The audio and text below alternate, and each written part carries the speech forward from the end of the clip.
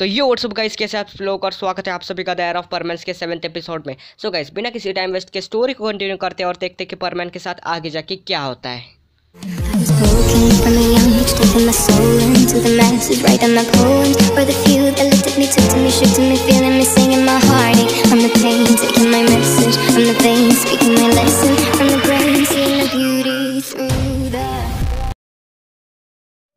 So guys, last वाले episode में हम सब ने देखा कि बर्ड प्लैनेट पे सारे परमैन्स की टेस्ट होती है और सारे परमैन्स को एक एक ग्रुप में डिवाइड किया जाता है।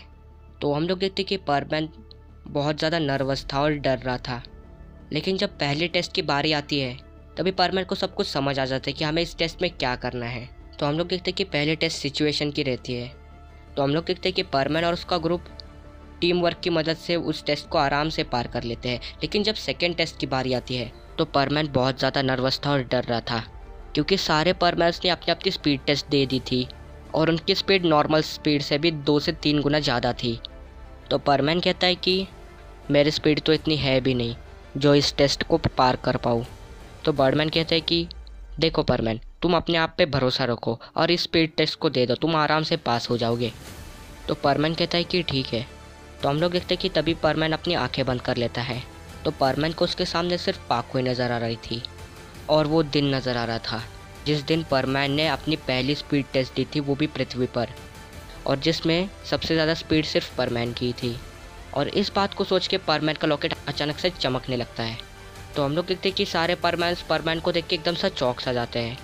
तो जैसे ही परमैन अपनी आंखें खोलता है तो उसकी आंखों में एक तूफ़ानी शक्ति नज़र आ रही थी। लेकिन जब परमैन अपनी स्पीड टेस्ट देता है तो सारे परमैन को देख के एकदम सा चौंक सा जाते हैं और कहते हैं कि यार ये कैसा परमैन, ये कहाँ से आया है, इसकी स्पीड तो हमसे भी 10 गुना ज़्यादा है। तो हम लोग देखते हैं कि बर्डमैन भी इस चीज़ को देख के एकदम सा चौंक सा जाते हैं और कहते हैं कि ये कैसे हो सकता है, ये कैसे पॉसिबल है, इसकी स्पीड तो दूसरे परमैन से 10 गुना ज़्यादा है और तो परमैन सेट के अंदर इतनी ज़्यादा स्पीड है भी नहीं, तो इसके अंदर इतनी ज़्यादा स्पीड कहाँ से आई। तो इसके बाद आती है फाइनल टेस्ट की बारी, जो थी माइंड टेस्ट। तो परमैन कहता है कि नहीं, अब तो ये टेस्ट मेरे से नहीं होने वाली, इस टेस्ट में तो मैं पक्का फेल होने वाला हूँ। तो हम लोग देखते हैं कि सारे परमैन्स को एक एक पजल दिया जाता है। लेकिन जब परमैन अपने पजल की तरफ देखता है तो उसको वो अचानक से आसान लगने लगता है और परमैन उस पजल को आराम से सॉल्व भी कर देता है, वो भी 1 मिनट में। तो बर्डमैन इस चीज़ को देख के एकदम सा चौंक जाते हैं और कहते हैं कि ये इतना ज़्यादा इंटेलिजेंट कैसे हो गया। तो हम लोग देखते हैं कि सारे परमैन आराम से इस टेस्ट को पार कर देते हैं और इसके बाद परमैन को सारे परमैन्स का लीडर बनाया जाता है। तो हम लोग देखते हैं कि रात हो चुकी है और परमैन वापस से पाको को कॉल करता है और अपनी सारी बातें पाको के साथ शेयर करता है।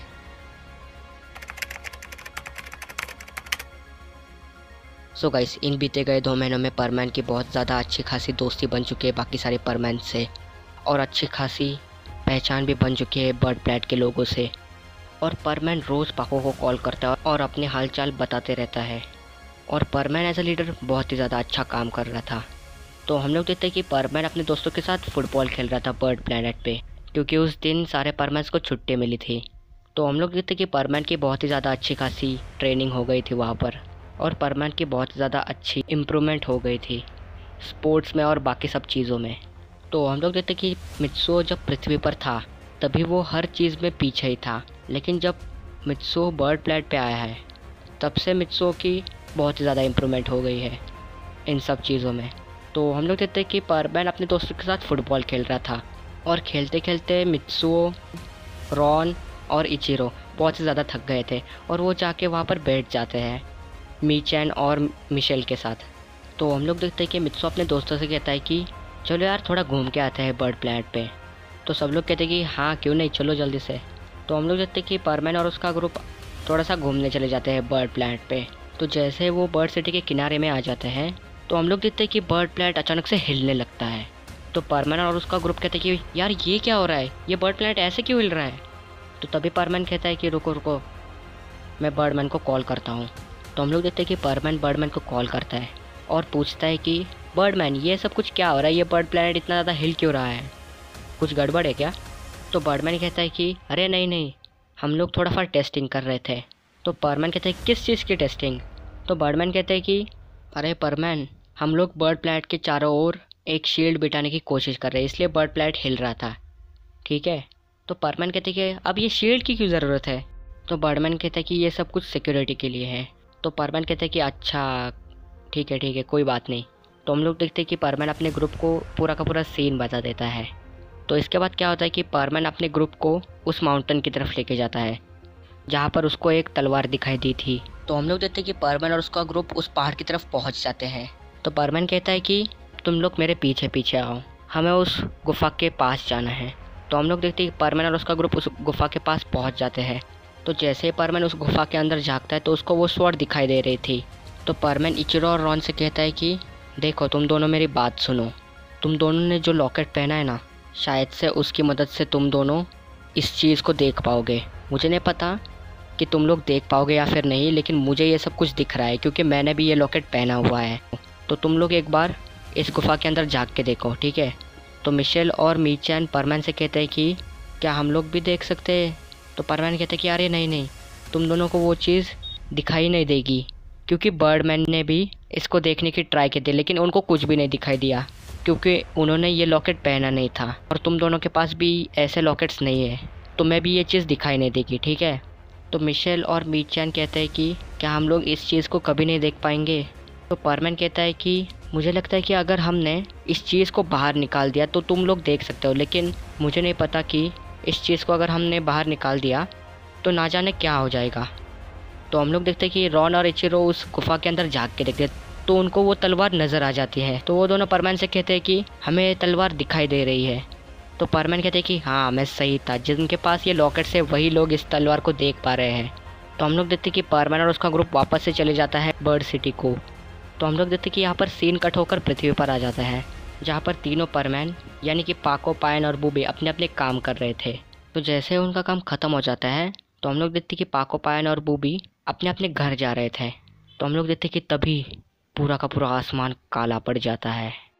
तो तभी पाको कहते हैं कि ये क्या हो रहा है, अचानक से ये आसमान ऐसा क्यों हो गया। तो हम लोग देखते हैं कि तभी पाको, पायन और बूबी को जंगल में एक आदमी दिखाई देता है जिसके चारों ओर से काला धुआं ही निकल रहा था। तो तभी पाको कहते हैं कि ये कौन है, ये कुछ तो खतरनाक चीज़ है। तो पाको कहते हैं कि पायन, बूबी रुक, मैं परमैन को कॉल करती हूँ। तो हम लोग देखते हैं कि तभी पाको परमैन को कॉल करती है। तो हम लोग देखते हैं कि परमैन और उसका ग्रुप हेडक्वार्टर्स पर पहुंच चुके हैं। हम लोग देखते हैं कि तभी परमैन को पाको का कॉल आ जाता है। तो तभी परमैन अपना कॉल उठा लेता है और कहता है कि क्या हो गया पाको, आज इतनी जल्दी कॉल क्यों किया तुमने। तो पाको कहते हैं कि अरे परमैन, यहाँ का तो मौसम बहुत ही ज़्यादा ख़राब हो गया है, चारों ओर काले ही काले बादल हैं और हमारे सामने एक बहुत ही ज़्यादा खतरनाक आदमी खड़ा है जिसके चारों ओर से काला धुआं निकल रहा है। तो परमैन कहता है कि क्या, ये नहीं हो सकता, ऐसे कैसे हो सकता है। तो परमैन कहता है कि पाको, तुम सारे लोगों को एक सेफ़ जगह की तरफ लेके जाओ। तो पाको कहते हैं कि ठीक है। तो हम लोग देखते हैं कि परमैन बर्डमैन के पास जल्दी से जल्दी चले जाता है और उनसे कहता है कि बर्डमैन, काली शक्ति आ चुकी हैं, मुझे अभी के अभी निकलना पड़ेगा मेरे पृथ्वी पर, वहाँ के सारे लोग खतरे में हैं।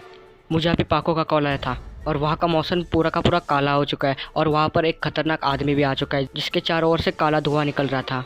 तो बर्डमैन कहता है कि ये कैसे हो सकता है, वो हमला तो यहाँ बर्ड प्लेट पे होना था, नहीं, हमें जल्दी से जल्दी कुछ ना कुछ तो करना पड़ेगा। तो हम लोग देखते हैं कि सारे परमैन्स को अपने अपने प्लेनेट से कॉल आता है और उस कॉल में सारे लोग यही कह रहे थे कि उनके प्लेनेट का मौसम बहुत ज़्यादा ख़राब हो चुका है और उनके सामने वही खतरनाक आदमी खड़ा है जिसके चारों ओर से काला धुआं निकल रहा है।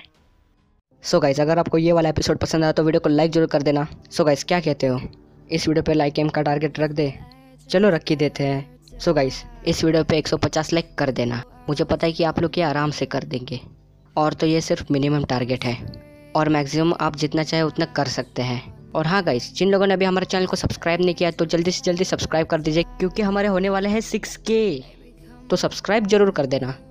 और हाँ, नोटिफिकेशन बेल को भी ऑल पे सेट कर देना क्योंकि हमारे सारे वीडियोस की नोटिफिकेशन आपके पास पहले पहुंच सके। सो गाइस, बस आज के लिए इतना ही, मिलते हैं अगली वीडियो में, बाय।